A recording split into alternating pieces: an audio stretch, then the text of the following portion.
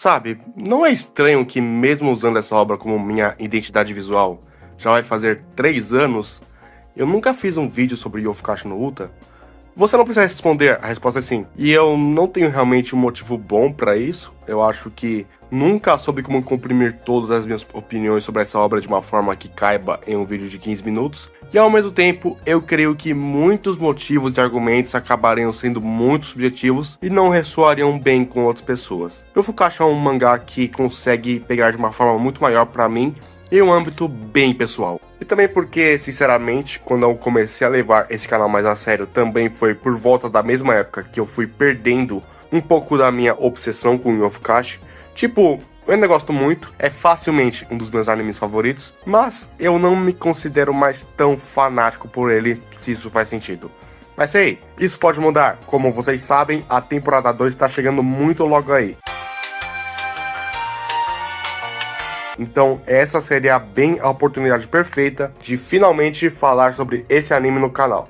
E tem muita gente que quer ver essa Season 2, mas pode não se lembrar de tudo o que aconteceu na primeira temporada. Então olha só, eu tô aqui para testar um formato novo no canal. Eu vou resumir a primeira temporada de Yofukashi do meu próprio jeito, com um memezinho na tela e eu fazendo alguma graça, e ao mesmo tempo colocando minha opinião no meio.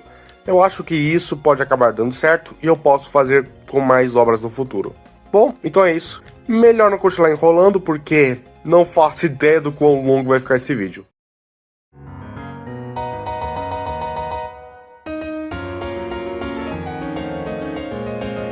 Yofukashi no Uta é a história de um garoto de 14 anos que começou a ter um episódio severo de insônia. E já que não tinha nada para fazer, estava só na cama esperando algo rolar, ele foi sair na rua para dar uma volta. E é aqui que você entende que essa história se passa no Japão, porque sair de madrugada no país que a gente tá é uma coisa que não tem como dar certo. Essa é a piada mais óbvia que dá pra fazer sobre Yofukashi e eu não vou perder a oportunidade. Enfim, o que aconteceu foi o seguinte, e aqui eu gosto muito que a obra não apela para um clichê de fazer um protagonista muito isolado, hikikomori, sem amigos e coisa e tal. Muito pelo contrário, o Yamuriko se dava muito bem na escola, tirava boas notas, era relativamente popular, então por fora, tava tudo bem com ele. O foda é o que tava por dentro. Um dia, uma garota foi se declarar pra ele e ele simplesmente se recusou. E não é porque não gostava dela ou porque não achava ela atraente, mas ele não se sentia confortável com a ideia de romance em geral. Yamori ainda tá nos seus anos de puberdade, talvez se questionando demais e ainda não pegou certos comportamentos sociais, ele tá perdidaço no mundo. E esse fora que ele deu afetou tanta garota que as amigas dela foram confrontar ele sobre o ocorrido.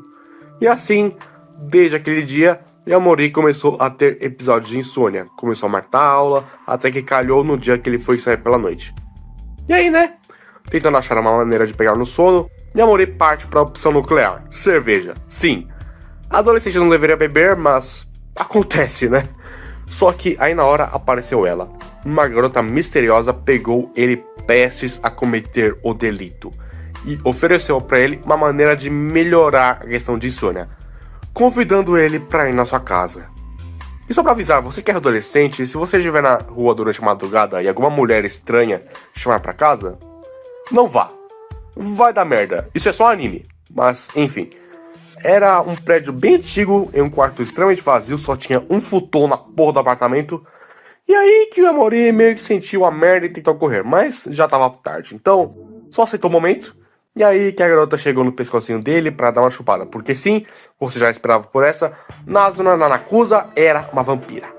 O que acontece é que nesse mundo, vampiros existem. Mas ao invés de chuparem sangue para transformar outras pessoas em vampiros, aqui é só com o propósito de se alimentar. Mas ainda dá para o humano se transformar em um vampiro. Como? O humano só precisa se apaixonar por um vampiro, que quando ele tiver seu sangue chupado, ele vai se transformar em um. E nessa sociedade de vampiros, você tem aqueles que querem fazer um monte de subordinados, então vão muito na linha de sedução para poder chupar sangue, mas a Nazuna não é assim. E sim, os vampiros agem de formas muito diferentes. Guarde isso na sua cabeça que vai ser importante. E depois dos dois saírem para dar mais uma volta, Yamori decide que o que falta na sua vida era um pouco mais de emoção. Ele consegue esconder muito bem que não tem ambição nenhuma e se sente vazio. Mas é assim que ele viveu sua vida até agora. E acha nesse acontecimento uma oportunidade. Porque foi a primeira vez que verdadeiramente sentiu algo. Então, ele fala pra Nazeron que vai se apaixonar por ela e quer se tornar vampiro. Como resposta, ela só falou que não se importa, e se for pra ele se apaixonar, que seja. Mas em troca, ela quer continuar sugando seu sangue, porque aparentemente é o sangue mais gostoso que ela já tomou na vida. E isso é toda a base de Ofukaishi no Uta. Mas ainda tem mais umas coisas pra falar sobre como o anime apresenta a trama no episódio 1. Além de tudo que eu falei até aqui, um dos temas principais de Ofukaishi no Uta é a noite. Ela tá literalmente no nome, pelo menos na tradução em inglês, e a obra quase toda se passa durante a madrugada. No mangá já é explorado como a noite pode ser um lugar divertido e confortável, mas é bem limitado pela mídia. O anime que realmente tem que trazer essa estética da noite e vender a ideia para quem não tinha olhado certas coisas por certos pontos de vista. E a direção está de parabéns. Todo take nesse anime durante a noite é pique coisa para você colocar como seu banner ou como seu wallpaper. É muito lindo, do jeito que deveria ser. E Ofukaishi consegue vender essa estética de uma maneira muito interessante. Você sabe o que são espaços liminares? Se você é cronicamente online que nem eu, talvez você conheça esse tipo de imagem que ficou muito popular uns anos atrás por trazer um sentimento muito estranho. Eu estou usando o termo espaço liminar não na sua definição literal, mas sim como a cultura da internet definiu o conceito. Um espaço liminar é qualquer ambiente feito para ter as circulações de várias pessoas, mas que por um motivo ou outro não tem nenhum sinal de vida. Pode ser um shopping, uma creche, uma sala de escritório, qualquer lugar que quando você vê uma foto sozinha, escura, em um ângulo estranho, dá uma sensação de desconforto pelo fato de que o significado daquele lugar foi completamente perdido ou até mesmo corrompido. Ou no caso pode ter um sentimento nostálgico ou de déjà vu, porque você tem certeza que já passou por aquele lugar antes, mesmo que nunca tenha passado. Tá bom, mas por que eu entrei nessa tangente maluca de espaços liminais? Porque é exatamente o que o anime quer fazer. Exceto que, quando é retratado coisas como um parquinho completamente vazio ou ruas tão pouco movimentadas que você nem precisa andar na calçada, o anime não quer te deixar desconfortável. Na verdade, é exatamente o oposto. Aqui, você tá sozinho. É um lugar silencioso, monótono, calmo. Ninguém vai te incomodar. Esse lugar é seu. Esse momento, a noite, é sua. Não tem rotina, não tem estresse. E esse é o período do dia onde você pode se sentir mais próximo de uma real liberdade. E por isso, ao invés de ser um cenário feio com cara de abandonado, é simplesmente demonstrado uma beleza que você nunca teve uma chance de perceber antes. E tudo banhado pela maravilhosa luz das estrelas durante o céu. Bom, seguindo agora, eu vou ser muito sincero, os episódios que vão do 2 até o 6 não são realmente tão importantes para você entender a obra. É apenas o anime tentando construir uma base para poder desenvolver a história depois, fazendo o Kou e a Nazeron se conhecer melhor, reforçando ainda mais a temática da noite e introduzindo um ou outro personagem aqui ou ali. Então, não é exatamente filler porque tem esse aspecto, mas em termos de história é muito episódico e sinceramente se você esqueceu 90% do que rolou na primeira metade do anime, você não vai perder muita coisa. Então, eu só vou passar um pouco mais direto descrevendo o que rola em cada episódio de uma maneira bem breve. Episódio 2, Kou tenta sair mais uma noite para encontrar a Nazeron, mas não é tão fácil achar ela por aí. Então eles têm a ideia de usar um relógio walkie-talkie para poderem se comunicar. Episódio 3 teve a introdução de uma nova personagem, a Akira, a amiga de infância do Kou, que costuma ir mais cedo pra escola e acabou topando com o moleque simplesmente andando sozinho no meio da rua. E claro que ela tá preocupada e quer que ele volte pra escola. A Akira meio que serve dentro da história para ser a ponte do Kou entre o mundo dos vampiros e a vida humana que ele costumava ir. Eu gosto bastante dela e sinceramente queria que ela tivesse mais relevância na história do que realmente tem. Mas enfim, ela acaba descobrindo tudo que tá rolando com o moleque, fica estranhando aquela parada toda e fala que está se sentindo ainda mais sozinha ali e pede que ele volte um dia pra escola. A Nazeron meio que fica bem chateada, meio um pouco enciumada com a história toda, porque vai tirar o Kou da vida dela e não sei o que. Mas o garoto fala pra Nazeron que não vai voltar, que agora não tinha mais volta e coisa e tal, eles resolvem. E aí até rola um beijinho. Tipo, a Nazuna entende tão pouco de amizade que ela já ultrapassou na lata limite da intimidade. E claro que eu vibrei quando eu vi isso de primeira. Seguindo o episódio 4, Kou encontra mais uma vez com a Kira, e pra ela entender melhor a situação, eles levam ela pra se divertir um pouquinho no apartamento da Nazuna, jogam um pouco de videogame, ficam papeando, e no final das contas, a Kira meio que entende o ponto do Kou e tá feliz que ele finalmente tem alguma ambição na sua vida. Ela gostaria que ele voltasse, mas tá muito mais de boa agora. Episódio 5, Nazuna de cabelo solto. Enfim, esse é o episódio onde os dois vão para o hotel para dar uma leve variada, depois vamos numa festa noturna com piscina. Rolou o clichê de outros caras estarem dando em cima da garota pro protagonista ficar um pouco de ciúmes e levar ela embora, mas teve efeito. Inclusive fizeram questão de botar simplesmente os caras da Creepynuts pra fazer essa cena. É meio estranho viver numa época onde a Creepynuts é muito mais associada com animes mais populares, porque sinceramente, o Fukashi no Uta é a cara deles. Não, literalmente, pra ficar com curiosidade, o autor da obra fez ela pegando muita inspiração na música Yofukashi no Uta da Creepynuts, que inclusive conseguiram colocar para ser a ending do anime. Isso é muito foda. Enfim, episódio 6, o Kou aprende como a Nazuna sugava sangue antes de o conhecer. Basicamente oferecia massagem para pessoas aleatórias que ela encontrava por aí, e acabou que isso aconteceu de novo nesse episódio. Aqui a gente é introduzida a outra personagem, uma mulher CLT que achou aqui uma forma de se desestressar, e o Kou basicamente teve aquela visão tipo, ela é igual a mim, eu tenho que ajudar ela, que é muito bacana. Eu gosto bastante desse episódio, essa é uma personagem muito legal, espero que a obra faça mais menções dela no futuro. Essa mulher nunca mais aparece no momento do mangá, que fique registrado. E bom, com o episódio 7 meio que chegamos no ponto onde o anime engata de verdade. Ele ainda está bom até esse ponto, mas é aquele negócio. Ainda tá um Hong Kong muito típico, episódico, e não dá aquela emoção de algo a mais. Então, é aqui que o negócio começa a ficar bom de verdade, é para dar uma expansão absurda do universo que ela tá criando. Bom, o que acontece é o seguinte, o Kou se perdeu da Nazuna de novo, nem o relógio walkie-talkie estava respondendo direito, e se não fosse merda bastante, começou a chover. Então o Kou foi se alocar debaixo de uma ponte, e é aí que ele vê outra garota, loira, recebendo luz verde na rua. Ela nota a existência do Kou e vai lá para bater um papo. E conversa pra lá, conversa pra cá, ela dá um pouco em cima dele também, o que não funciona muito, até que quando a chuva passa, a mesma leva o Kou para um beco. E aí, eu acho que você já sabe o que tá rolando aqui. Sim, a série já tava pronta para dar uma sugadinha no sangue do moleque. Mas por sorte, a Nazuna chegou bem na hora para não deixar nada acontecer. E algo muito interessante acaba sendo dito.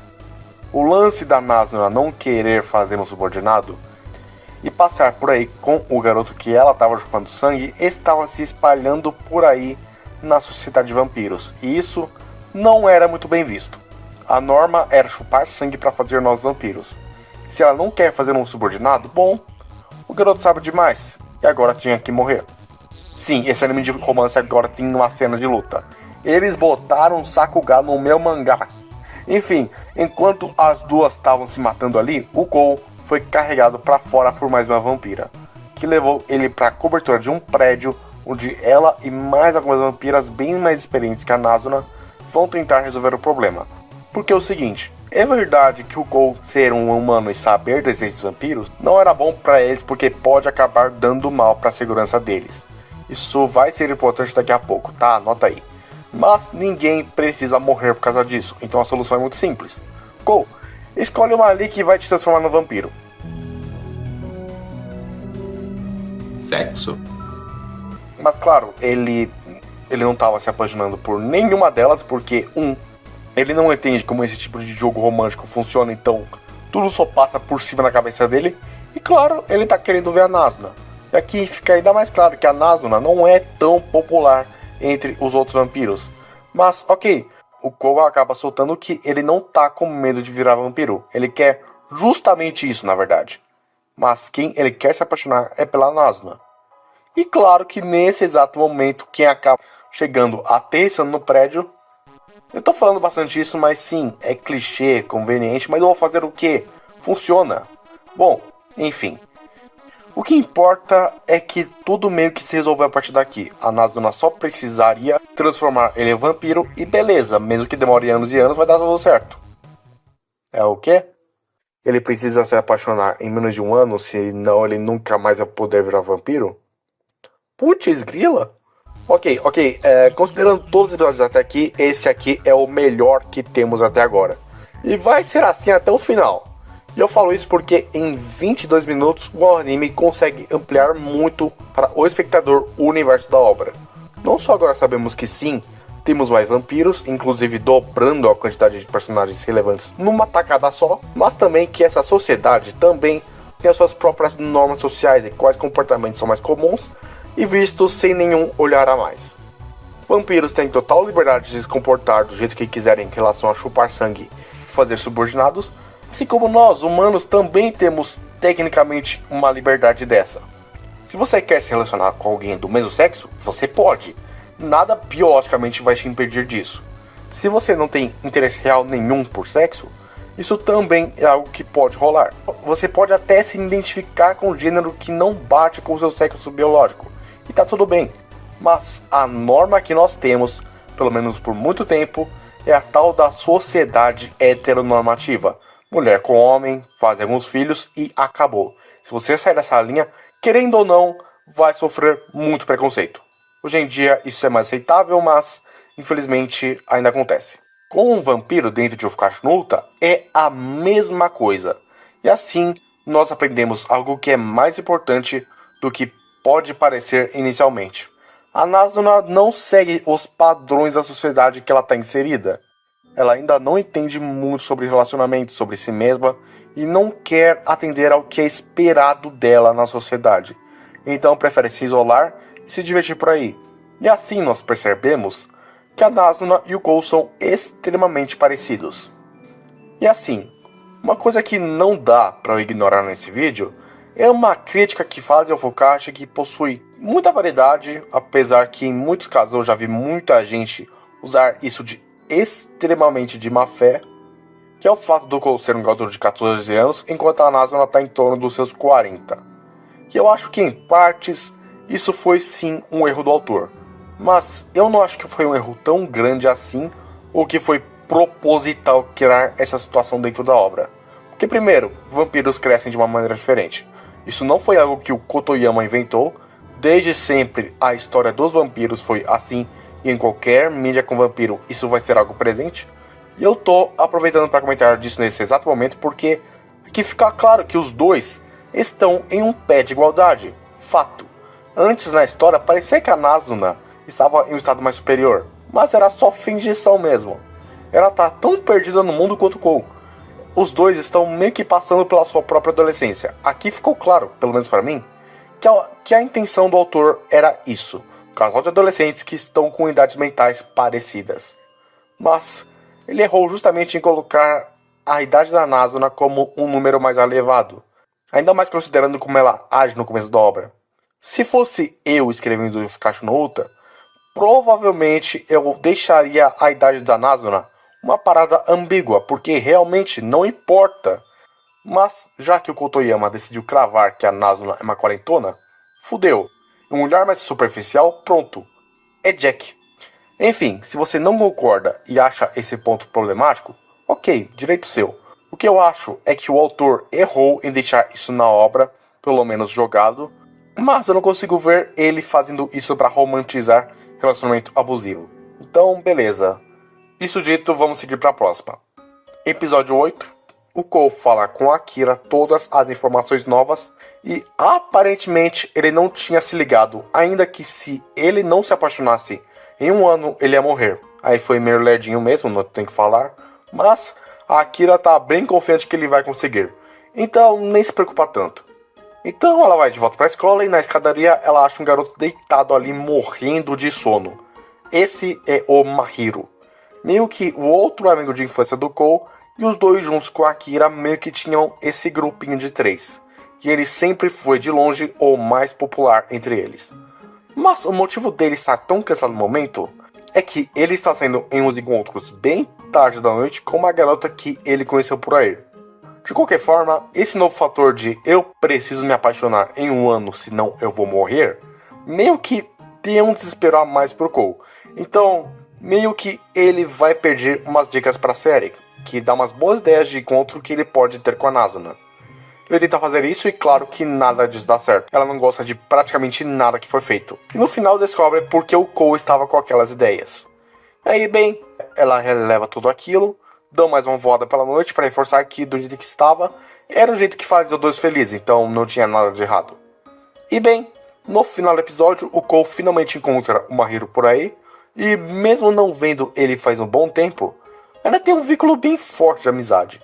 E ali, a gente entende que o Cole via o Mahiro de uma forma muito positiva, porque ele era legal com todo mundo, muito popular, tava sempre sorrindo, coisa e tal, e é por isso que o Cole também conseguia ser popular e se dar bem na escola.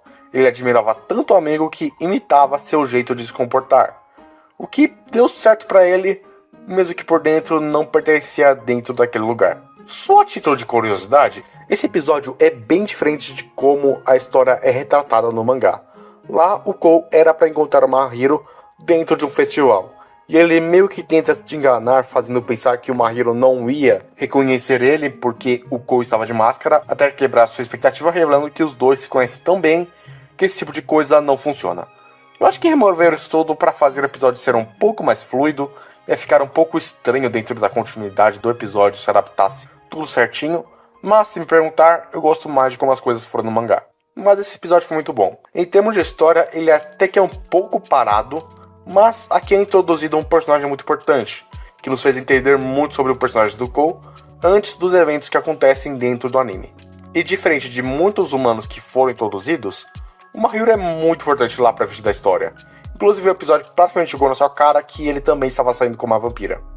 No episódio 9, a gente tem algo muito mais focado na série, que até agora teve um papel um pouco antagonístico na obra, mas a partir daqui a gente vai ter um outro contexto para ela. Basicamente ela estava meio entediada, olhando pelo celular onde tinha todos os gados que ela fez enchendo seu saco, e nessa que o Amori chama ela para dar um rolê. E os dois acabam indo para um karaokê juntos. O que acontece com a série é que sempre que ela vai dar uma chopada em algum pescoço, o cara se apaixona por ela. Então, ela tá sempre cheia de cara enchendo o seu saco. É quase como se fosse um protagonista de anime de harém. Só que o anime retrata isso não como algo muito bom, porque a pessoa e não tem sequer um momento de sossego. E adivinha o que acontece enquanto os dois estão dentro do karaokê?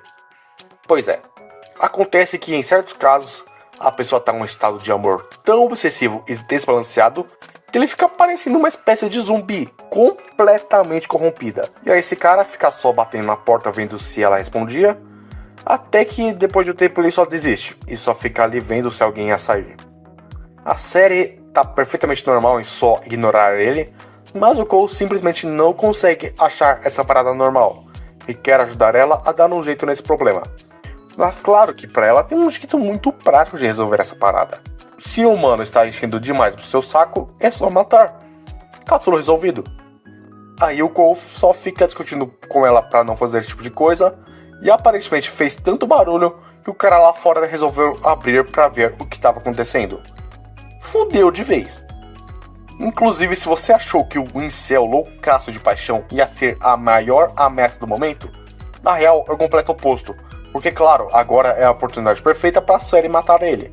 Então, o Cole só foge junto com ele até um beco. E ali as coisas se acalmam um pouco. Menhera fala um pouquinho mais sobre como conheceu a série e coisa e tal. Mas não demora muito pra ela colar junto. Mas o Cole tinha uma certa carta na manga. Enquanto tudo tava rolando, ele tava mexendo no seu relógio walkie-talkie pra chamar a Nazuna, que nem precisa de muita motivação pra dar uma surra nessa bichinha. Então, no momento que ela foi pro ataque, a Nazuna apareceu do nada no meio do céu pra esmagar a danada. E aí rola o que é o maior plot twist do episódio. O Akun aqui não é exatamente o amante obsessivo da série. Na real, eles eram apenas amigos. A série estava apenas cansada de todo homem que ela já falou na sua vida acabar resultando em um puta amor platônico que nunca ia dar em nada e só dava mais um peso pra ela. E no final era só entediante. Então, para dar uma variada, ele conseguiu achar um cara que teria uma relação mais sincera. Uma amizade, que seria algo completamente novo. O problema é que o Akun, de fato, depois de um tempo, acabou se apaixonando e aí o negócio começou a desandar. Então ia resultar nela só matando ele de vez. E aí depois de tomar um puta esporro do Yamori, eles vão de fato resolver isso na conversa.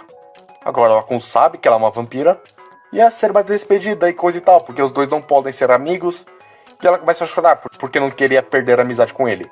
E bom, o que acontece é que a relação dos dois não acaba, e sim, o Akun resolve acertar tudo aquilo e deixar ser mordido para virar vampiro e seu servo. E assim finaliza o episódio. Esse aqui com certeza é um dos melhores, apesar que eu gosto mais de como a história é abordada no mangá, porque teve que ser apressada algumas partes, mas o grosso, querendo ou não, ainda está lá firme e forte, com muitas cenas muito bem feitas. E aí nós temos o episódio 10. Eu não gosto do episódio 10. Para os padrões que todo anime apresenta, ele é de longe o mais fraco. Não chega a ser ruim, porque em termos técnicos nada realmente decaiu, e a história ainda é divertidinha, mas algo episódico, ainda mais nesse teor, e uma fase da obra que começa a ser muito mais focada em história, meio que esse mini arco se sobressai. E fora o fato que ele é mais focado na Midori que das vampiras principais que a gente conheceu agora há pouco, a Midori é de longe a minha menos preferida. Então, o que acontece nesse episódio é que a gente descobre que a Midori trabalha em um meio de café, e aí, para ganhar dinheiro e experiência, a Nazuna vai trabalhar lá por um tempo junto com ela. E aí tem um plot meio investigativo, porque se descobre que tinha alguém tirando fotos da Midori sem ela saber, mas aí se descobre que era apenas a colega de trabalho dela, que estava com inveja, porque a Midori atraía muito mais atenção do que ela apenas queria saber o seu segredo. No final, tudo se resolve e fica tudo bem. Não preciso mais entrar em detalhes, vamos partir logo para a fase final. Bom, no episódio 11, por causa da grana que ela recebeu no meio de café, ela finalmente cria vergonha na cara e bota mais coisas naquele apartamento do que só a porra de um futon no chão. E assim, ela tá pronta para voltar ao trampo das massagens noturnas. E assim, o Mano Kou vai procurar alguém perdido que possa estar interessado. E aí que ele acha uma mulher, parecendo estar meio cansada e fumando numa passarela. Aí o Kou só tenta chamar a atenção dela e o clima fica um pouco esquisito. Então no final das contas, eles só vão conversar em uma cafeteria. E tipo, se algo deve ser dito sobre essa cena, é que ela é bem estranha, mas não no mau sentido. Acontece que essa mulher se introduz como uma detetive e está investigando um caso de desaparecimento de um garoto chamado Akiyama e... oh, merda, é o nerdola que acabou de virar vampiro. Bom, mas aí o Kou só se faz de desentendido e tudo aquilo acaba. Isso foi estranho. Bom, com a certeza que essa mulher estranha e fumante não vai mais ser importante, né? Seguindo, a segunda metade do episódio é definitivamente algo. O Kou, a Akira e o Mahiro tinham se reunido durante a noite e o Mahiro teve uma puta ideia de rolê maneiro pra fazer uma puta de uma resenha. Eles invadem a própria escola durante a noite pra ver como é que é. Adolescente só faz merda. Ok, eu tô simplificando demais. Claro que essa vibe noturna dá a ideia de fazer algo meio assustador. Mais especificamente, uma referência a Hanako. Mahiro fala que toda a escola tem seus 7 mistérios. E seria bacana testar se eles realmente acontecem por ali. Então esse foi o rolê deles. Indo a lugares com lendas urbanas japonesas que vocês podem ou não conhecer, são bem famosas, e tudo estava indo muito tranquilo. A todo lugar tiravam uma foto e pelo menos a resenha foi garantida. Eles estavam se divertindo muito. Bem, tinha apenas um mistério faltando. Aparentemente existia um boato sobre um professor daquela escola que tinha desaparecido há 10 anos. E que o fantasma dele ainda poderia ser visto dentro da sala de aula à noite. Ok, muito bacana, mas assim, tudo até agora não tinha dado em nada. Eles estavam se divertindo muito, então seria uma fotozinha na sala de boa e eles já sairiam, nada ia dar errado.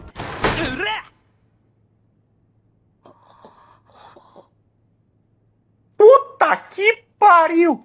Bom, então essa coisa é tipo, é um vampiro só pode ser vampiro, mas era muito estranho porque que isso parecia mais um morto-vivo do que uma criatura que até agora foi apresentada como atraente.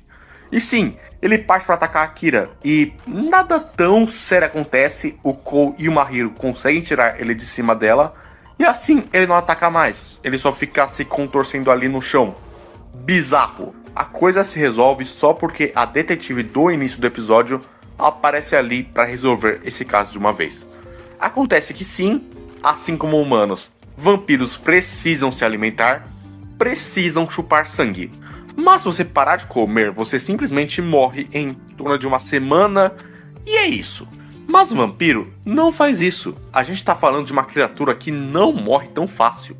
Então, você pode ficar sem se alimentar, mas você vai ter que ver seu corpo se deteriorar por completo enquanto seus instintos clamam por alimento.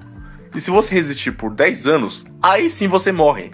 É um processo lento e doloroso. Então, esse era o plano desse professor. Ele nunca concordou em ser vampiro, em ser um monstro. Mas ele só foi se descobrir que esse tipo de criatura existe depois de se transformar em uma. E ele preferiria morrer do que abandonar sua humanidade. Então, todos esses anos, ele se trancou ali para se impedir de morder um pescoço.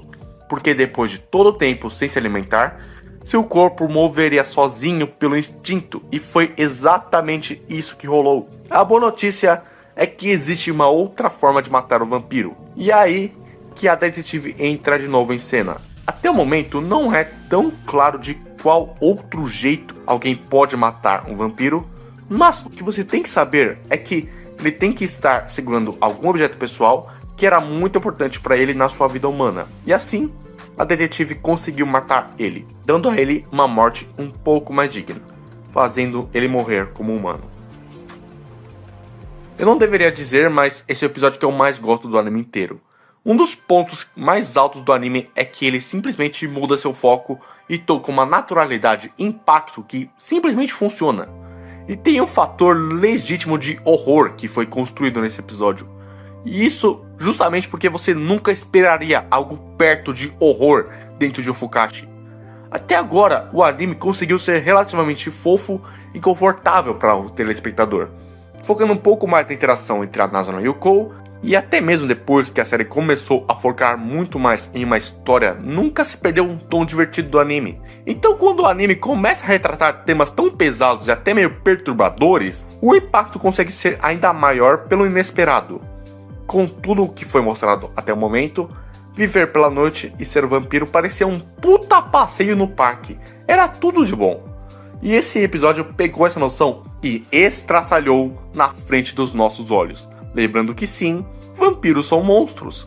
O propósito inteiro das suas vidas é chupar sangue dos humanos para replicar a sua espécie.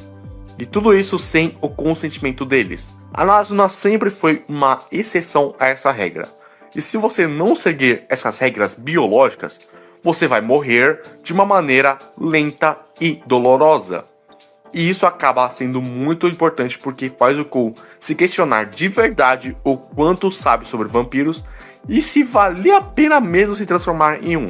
E isso é o tópico do episódio 12. Sim, depois de presenciar tudo aquilo, se o Cole já não tivesse problemas de sono antes, agora estava praticamente impossível dele dormir depois das coisas que viu. Ele foi tentar falar com a Nazuna depois daquela noite e ele não tinha mais a mesma coragem de deixar ela chupar seu sangue. Claro que para Nazuna aquilo foi muito estranho, então o Cole só decide que é melhor abrir logo o jogo. E depois de uma pequena conversa entre os dois, as coisas ficam um pouquinho mais tranquilas, mas ao mesmo tempo ele ainda não tá tão confortável com tudo aquilo, então só vai sair para dar uma volta. É normal achar agora que o Cole está em um dilema, mas na realidade nem é isso. Ele já passou do ponto de não retorno. Se ele não conseguir virar um vampiro no prazo de 1 ano, ele muito provavelmente vai morrer, como já foi estabelecido. Então, o que atormenta ele é mais essa ansiedade do que pode acontecer com ele no futuro. O que vai acontecer se ele ficar muito tempo sem se alimentar? E esse sentimento de ansiedade é algo que reverbera muito bem comigo. Mas o elemento do dilema meio que existe por causa da cena que vem logo à frente, que é ele tendo que encarar isso junto com o Mahiro. Não começou exatamente nesse teor, mas o papo começa a ficar instantaneamente sério porque o Mahiro pergunta para ele se ele realmente iria querer virar um vampiro. Em um tom que claramente ele já não era mais tão a favor disso. Então, ele basicamente fica martelando coisas que, sinceramente, já deveriam estar na cabeça do moleque já faz um bom tempo. E nada realmente é respondido. Ele só deu um mini esporro e vai embora. Ou seja, até o momento, isso é um elemento narrativo meio que interminado. E basicamente o que a obra está fazendo é questionar todo o propósito dela. Porque sinceramente nisso tudo, o Mahiro não tá errado. A gente sabe que o Kou quer virar vampiro para poder se livrar de seus problemas, mas ele conseguiria resolver isso permanecendo como humano. O que ele estava fazendo é simplesmente fugir, abraçando o escapismo barato que ele encontrou por aí. E por causa disso, ele pode correr sério risco de vida, e até quem sabe, tirando a vida de outros por causa dessa escolha. Ele não pensou nas consequências do que estava fazendo até ele estar tarde demais, o que sinceramente é meio trágico. É nesses pequenos pontos que eu consigo garantir que essa obra é bem escrita e consegue trabalhar seus temas de uma forma muito boa, dando ao espectador que lado ele acredita ser o mais correto. Depois disso, volta pro Kou voltando a interagir com a Nazuna, só que dentro do apartamento dele.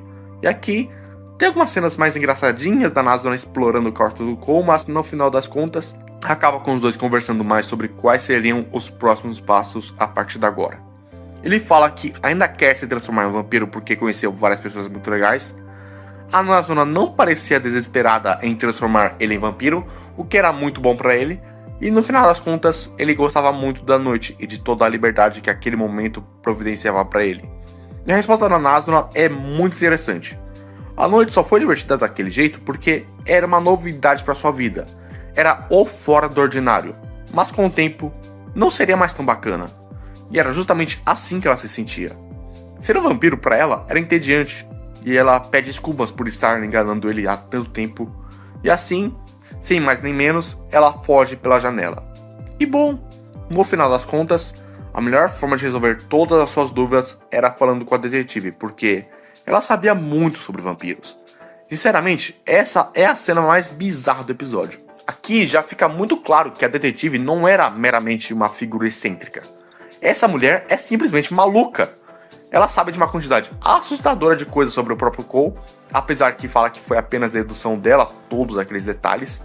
Só que, quando o assunto volta a ser sobre vampiros, ela revela todas as suas intenções. Vampiros são nada mais, nada menos do que monstros. E já que ela sabe de quem eles são, ela pode morrer a qualquer momento por estas informações. Então sua motivação é muito clara. Ela vai matar todos os vampiros.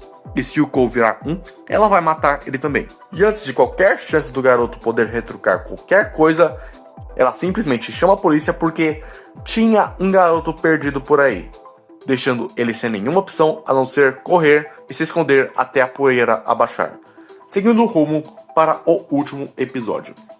Essa foi uma puta sequência de episódios e esse foi o maior momento no anime, onde ele aprofunda o seu próprio texto de uma maneira muito positiva. Mas enfim, o último episódio é um pouco mais tranquilo em questão de história, mas ainda assim é uma baita conclusão pro anime. Acontece que quem foi socorrer o Kou ali foi a Hatsuka, que foi levar ele para o seu apartamento para que ele ficasse mais seguro. Chegando lá, primeiro que tinha vários servos morando junto com ela, inclusive de ambos os sexos, o que era bastante interessante. E aí a Hatsuka só foi tomar um banho enquanto o Kou ia esperar ela terminar. E sinceramente o que acontece depois é um dos maiores plot twists que acontecem em todo o anime. Essa feijoada tinha uma linguiça.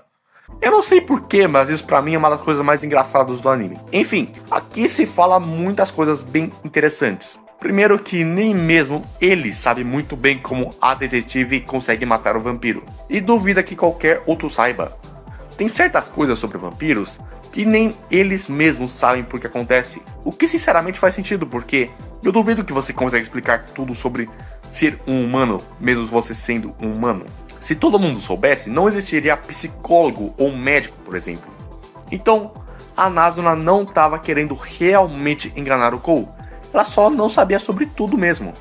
Outra coisa é que não existe nenhuma regra falando que o Kou tinha que morrer por não se transformar em um vampiro, mas que existiriam consequências, tanto para ele quanto para a própria Nazuna. Enfim, ele até propõe que o mesmo o transforme em vampiro só para acabar com essa história logo, mas o Cole se recusa porque quer se apaixonar pela Nazuna. E sim, o maior motivo não é por ele ser um cara. Enquanto tudo isso rolava, a Nazuna vai para aquela mesma cobertura tentar implorar para Nico para que não matasse o Cole se ele não se transformar em um vampiro, o que deixou ela completamente pistola. Mesmo que não rolou realmente uma briga aqui, a Nazuna não quer saber desse tipo de besteira, e se a Nico tentar matar o Cole, ela vai matar ela. E bom, depois de tudo aquilo, o Yamori vai procurar a Nazuna por aí, indo para a mesma cobertura, onde tinha a porra da mesa quebrada, mas ela não estava em nenhum lugar por aí. A Nico fala pra ele que a Nazuna só saiu, e assim ele vai tentar procurar de novo por ela. A Nico tenta parar ele falando que a Nazuna não quer falar com ele, mas o Cole não se importa com esse tipo de besteira e vai do mesmo jeito. E assim, o anime mostra a Nazuna de novo andando por aí, preocupada e ansiosa, que provavelmente acabou com as chances de ter um futuro com o Cole por ter tentado enganar ele, e vai pegar uma cerveja para se acalmar. E aqui, o anime faz exatamente a mesma cena da primeira vez que eles se encontraram, exceto que quem estava perdida era a Nazuna, e quem encontrar ela de uma maneira confiante era o Cole. E assim, meio que tudo se esclarece. A Nico falou para ela que se ela não quer que o Cole morresse, a única outra escolha era fazer ele se apaixonar por ele. E mesmo tendo falado que ser um vampiro era entediante, a presença dele melhorou a situação, e a mesma começou a se divertir muito mais.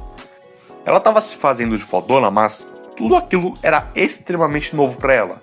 E assim, o Cole promete que vai se apaixonar por ela e nunca mais vai deixar ela ficar entediada de novo. E assim, o anime termina com uma baita cena de beijo. Absolute Cinema. Então, é isso. Eu não quero me alongar muito porque o vídeo já ficou imenso, mas Yofukashi no Uta é um anime muito especial para mim. E eu espero que esse vídeo conseguiu explicar o que eu sinto. Sinceramente, eu devo estar planejando ele faz 2 anos e meio, e nunca tive a coragem de botar tudo no papel. E agora, só estou fazendo por causa da temporada nova. E mesmo que o vídeo tenha saído com atraso, espero que tenha gostado. Por favor, lembra de deixar o gostei se você gostou do vídeo e por favor se inscreve no canal que eu posso fazer mais vídeos desse teor no futuro. E por enquanto é isso, e tchau!